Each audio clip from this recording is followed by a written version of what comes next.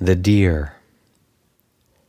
Practicing what one shouldn't, not practicing what one should, having abandoned the goal, clinging to what is dear, one comes to envy those who practice. Don't get entangled with what you long for or dislike. Not seeing what you long for is suffering, so also is seeing what you dislike. Therefore, do not turn anything into something longed for then it's dreadful to lose. Without longing or dislike, no bonds exist. Longing gives rise to grief. Longing gives rise to fear. For someone released from longing, there is neither grief nor fear. Affection gives rise to grief. Affection gives rise to fear.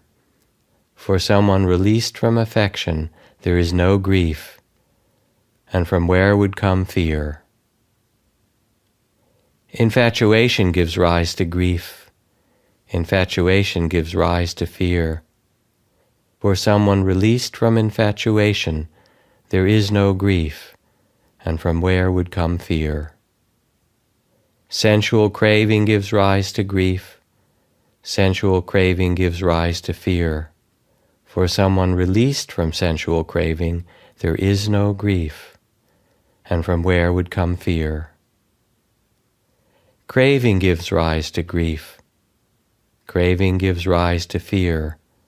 For someone released from craving, there is no grief, and from where would come fear?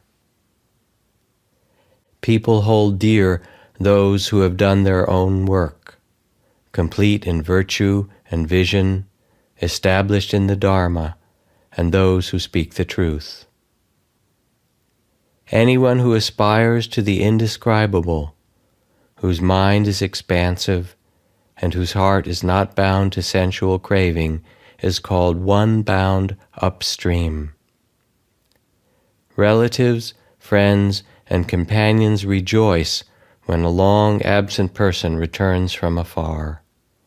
Just so, in passing from this world to the next, the merit we have made receives us, as a family does the return of a beloved relative.